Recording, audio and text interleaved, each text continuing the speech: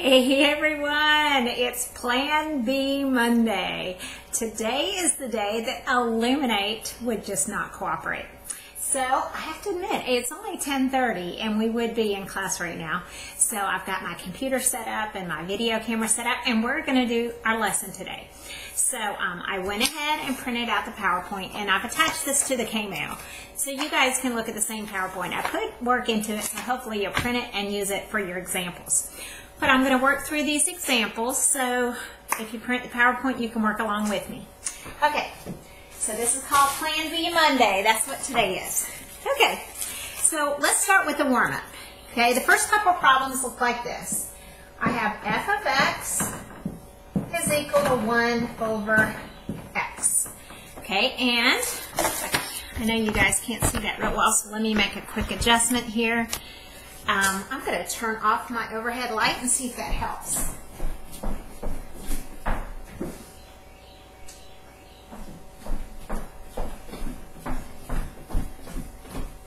That didn't help very much, but here is 1 f of x is equal to 1 over x. I may try it again in a minute. What is the domain of that function? Well, what do we know about a fraction? You can't have an x on the bottom, can you? Or can't have a 0 on the bottom. So x cannot equal 0. That is our domain. So we would write it as all x's such that x does not equal to 0. Okay? And that's how we would write that domain. So that's the first problem. Let's look at the second one. Okay, the second problem has the square root of x. What do we know about the square root of x? We cannot ever have negative numbers under here. We can't have the square root of 0 though. So whenever you have a square root function, you always say it has to be greater than 0 or equal to 0. So if you had like x plus 1 under the radical, you would set that greater than or equal to 0 and just solve. So there's our domain for that one. It's just all the x's that are 0 or greater. Okay, and the final one does have another value under the radical. We've got x minus 3 all under the radical. So to solve that domain, this has to be greater than or equal to 0. It can't be a negative number. That's all that means. So just simple solving an equation, add 3, x is greater than or equal to positive 3.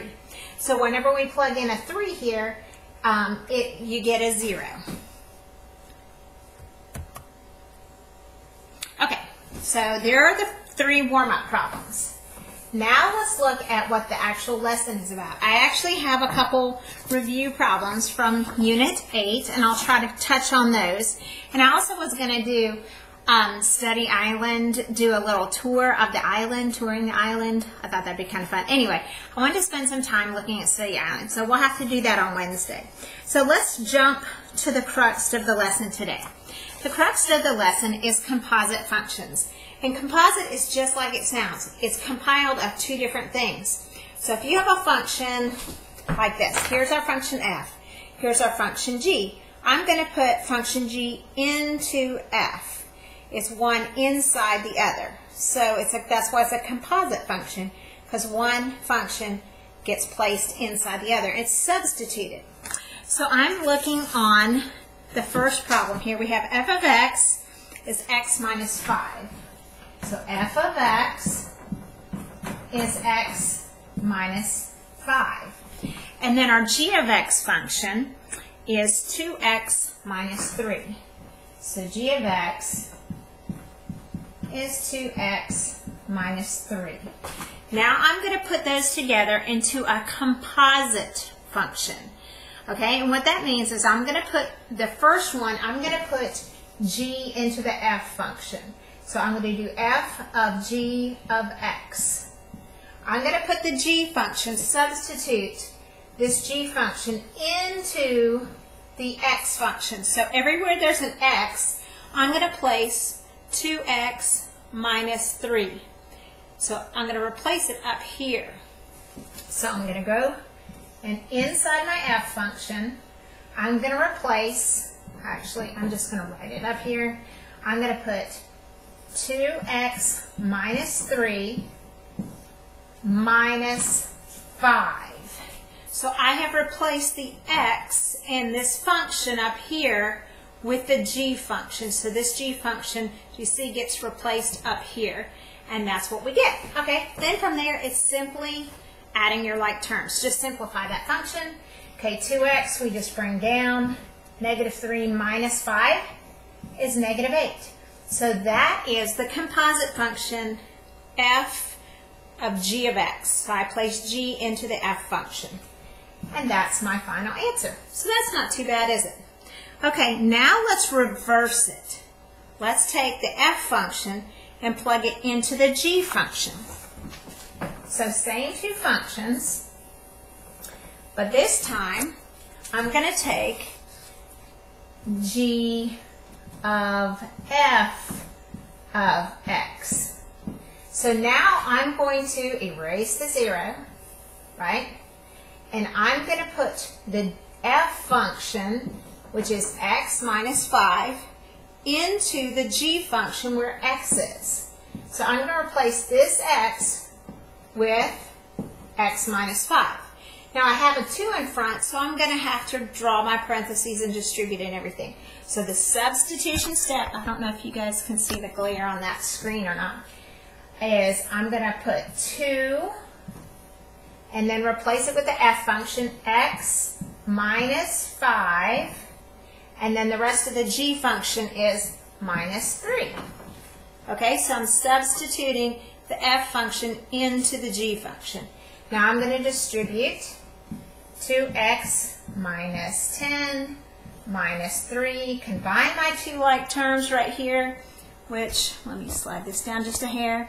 I'm going to get 2x minus 13.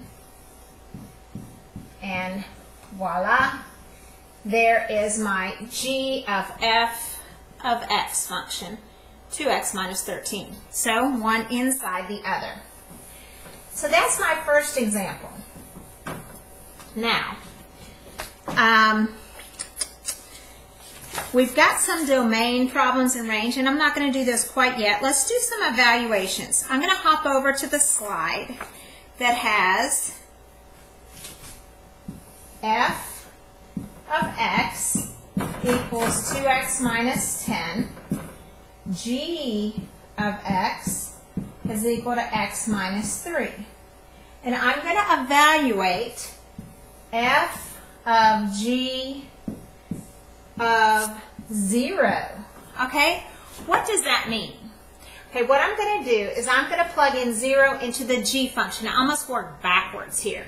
I'm going to plug 0 into the g function. Then whatever I get out, I plug it then into the f function. So I'm going to show you two ways to do this. The first way is just by substituting in one at a time. So since I'm starting with 0, I'm going to plug it into the g function first. 0 minus 3. So plugging 0 in, I'm going to get negative 3. Now I take that output and I put it into the f function. So now I'm going to plug it into the f function, so I'm going to evaluate f of negative 3. So 2 times negative 3 minus, I believe that's a 10. So negative 6 minus 10 is negative 16. So that is my final answer. So f of g of 0 is negative 16. Okay, what's the process? I start with the last function and I kind of work backwards. I plug into the g function first, get that answer, plug it back into the f function, and that's how I work it out. Okay, this video can only run for 10 minutes, so I have to stop here and I'm going to do a part 2 in just a minute. So check back.